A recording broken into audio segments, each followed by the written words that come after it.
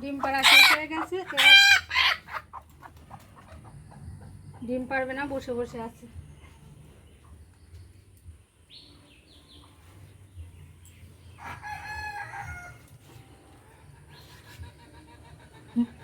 আমাকে দেখলেই মাথাটা আগায় দেয়, জানে দড়ি দিয়ে বাঁধবো। আয় তোকে ঘুরিয়ে নিয়ে আসি, আয়।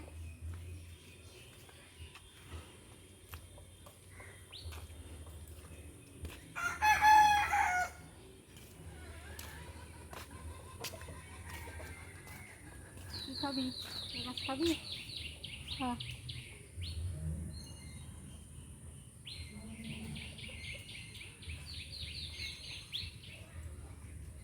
তো মশা,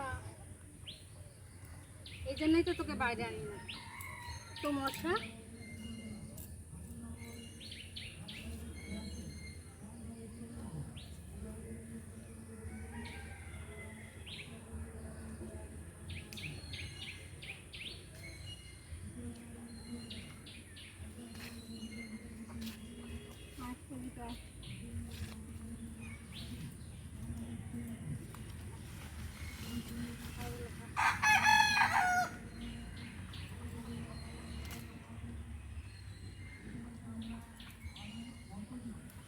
বাঁশির সঙ্গে বেঁধে দাও না।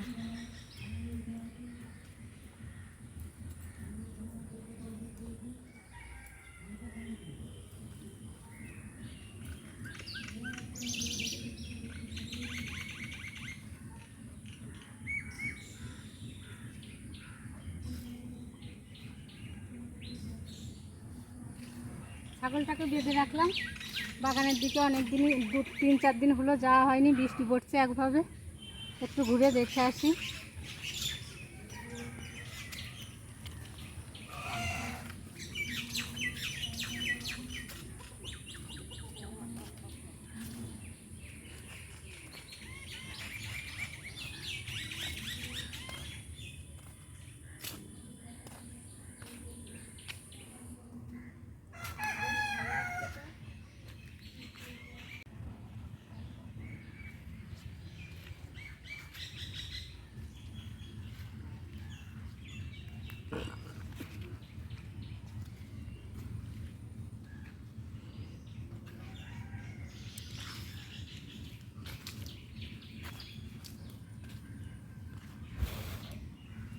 বেশি জল হয়ে কারি পাতা গাছটা কেমন হয়ে গেছে।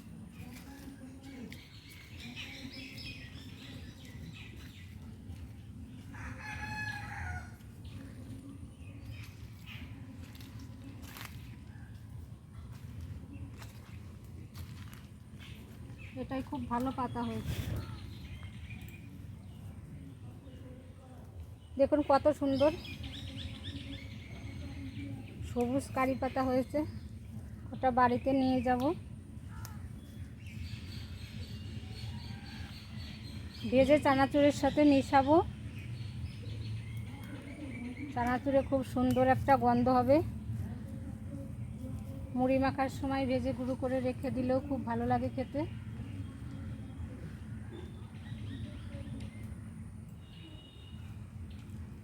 অনেকই হয়েছে। একটা গাছ আমি বাগান থেকে তুলে লাগিয়েছিলাম, সেটা ওইদিকে আছে, আরও বেশি সুন্দর হয়েছে ওইটা। হয়তো ভেবেছিলাম বাঁচবে কিনা ঠিক নেই, কিন্তু বেঁচে গেছে আর খুব ভালো হয়েছে।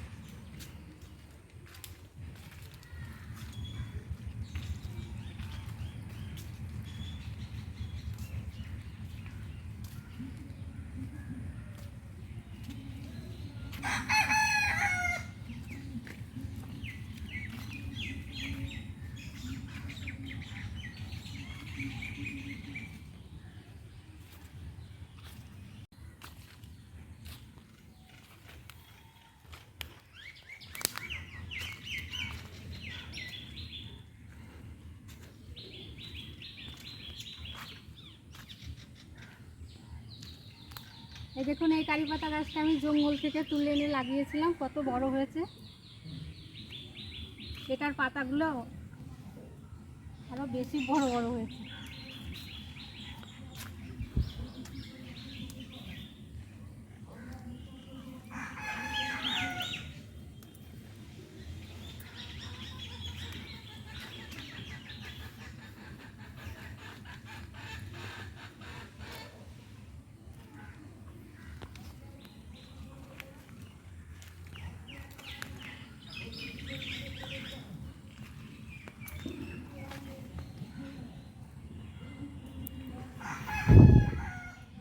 হলুদ গুলো আর কদিন বাদেই তোলা যাবে।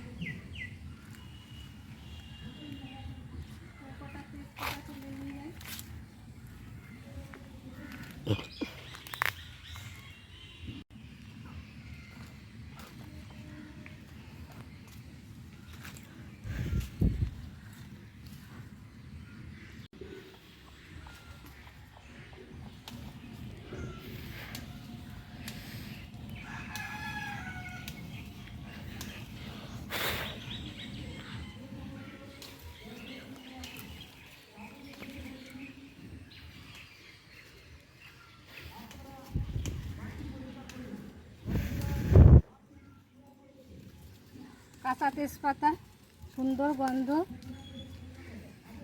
মাঝে মধ্যে আমি তুলে নিয়ে যাই, কাঁচায় রান্নাতে দিলে খুব ভালো রান্না হয়, আর গন্ধটা খুব ভালো।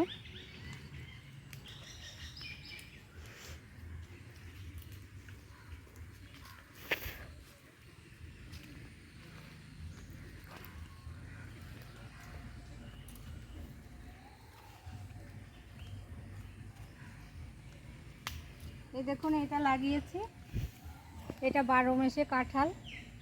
কাঁঠাল তো এক সময় হয়, আর এটা সারা বছরই হবে বড় হলে।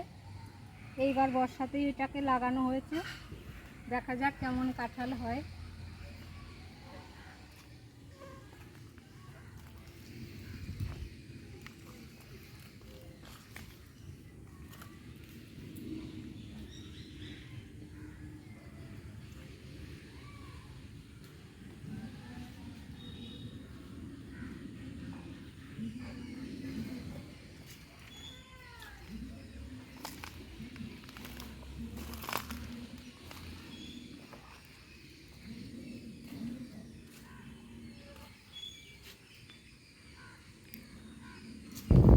এখানে কাঁঠালের পাতাগুলো ছাগলটাই ভালোই খাচ্ছিল, কিন্তু ওটা মশায় ধরেছে, এরকম আর বেশি সময় এখানে রাখা যাবে না।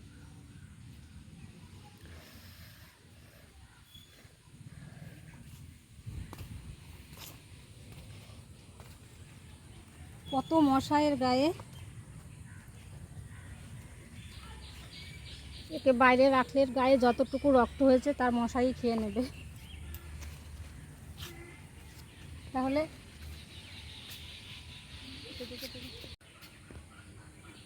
বাগানে আর বেশি সময় থাকবো না, ছাগলটাকে নিয়ে বাড়ি চলে যাব, ওকে অনেক মশাই ধরেছে।